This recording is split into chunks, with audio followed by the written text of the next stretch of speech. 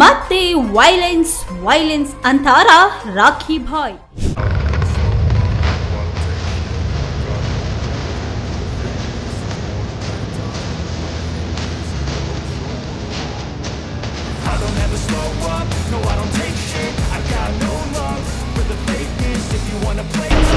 Mollywood ಸೀಕ್ವೆಲ್ಗೆ green signal, ಏನಿದು mastermind plan?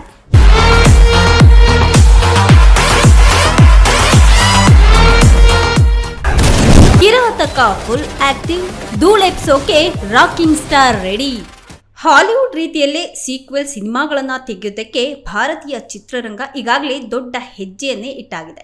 ಈಗಾಗಲೇ ಕನ್ನಡದ KGF, ಕಾಂತಾರ ಸೇರಿದಂತೆ ಇನ್ನೂ ಹಲವು ಸಿನಿಮಾಗಳ ಸೀಕ್ವೆಲ್ ಬರುತ್ತೆ ಅನ್ನುವಂತಹ ಮಾತುಗಳು ಸಹ ಈಗಾಗಲೇ ಎಲ್ಲೆಡೆ ಕೇಳಿ ಬರ್ತಾ ಇದೆ.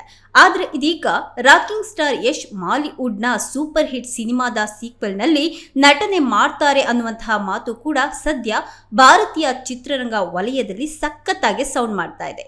ಹೌದು, Mollywood super hit Marco cinema sequel ಬರೋದು ಪಕ್ಕ ಆಗಿದೆ.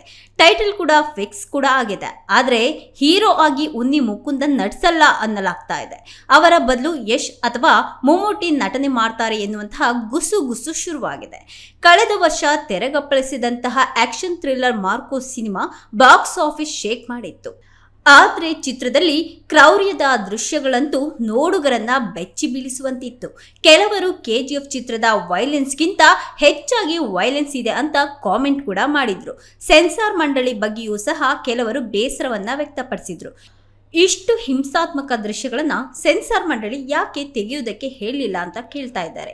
ಅಂದಾಜು 30 ಕೋಟಿ ರೂಪಾಯಿ ಬಜೆಟ್ ಮಾರ್ಕೋ ಸಿನಿಮಾ 100 ಕೋಟಿ ರೂಪಾಯಿಗೂ ಅಧಿಕವಾಗಿ ಕಲೆಕ್ಷನ್ ಅನ್ನ ಮಾಡಿ ಬಾಕ್ಸ್ ಆಫೀಸ್ ಶೇಕ್ ಆಗಿತ್ತು.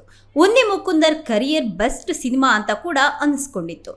ಇದೀಗ ಲಾರ್ಡ್ ಮಾರ್ಕೋ ಎಂಬ ಟೈಟಲ್ ರಿಜಿಸ್ಟರ್ ಆಗಿದ್ದು ಸೀಕ್ವೆಲ್ ಬರೋದು ಖಚಿತವಾಗಿದೆ.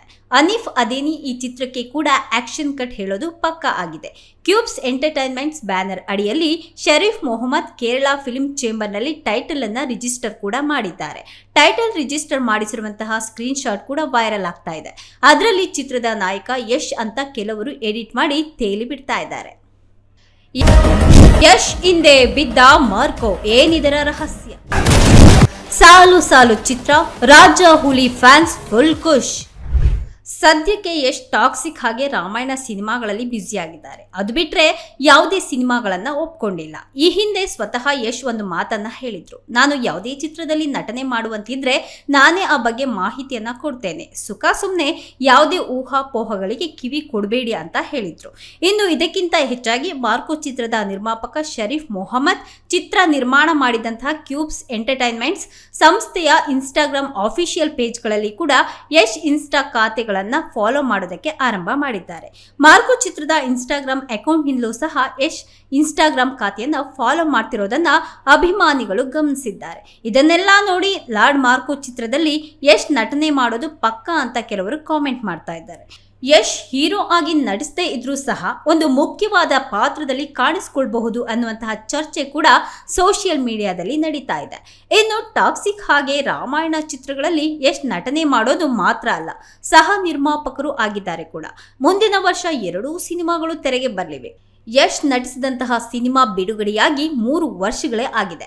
ಅಭಿಮಾನಿಗಳು ಸಹ ಮುಂದಿನ ಚಿತ್ರಕ್ಕಾಗಿ ಕಾಯ್ತಾ ಇದ್ದಾರೆ. ಆದರೆ ಒಂದೇ ವರ್ಷದಲ್ಲಿ ಡಬಲ್ ಧಮಾಕ ಕೊಡೋದಕ್ಕೆ ಯಶ್ ತಯಾರಿಯನ್ನ ನಡೆಸಿರೋದು ಫ್ಯಾನ್ಸ್ಗೆ ಮಾತ್ರ ಹಬ್ಬ ಆಗೋದಂತೂ no doubt. Varun M, speed filmy ಸುದ್ದಿ, ಬೆಂಗಳೂರು.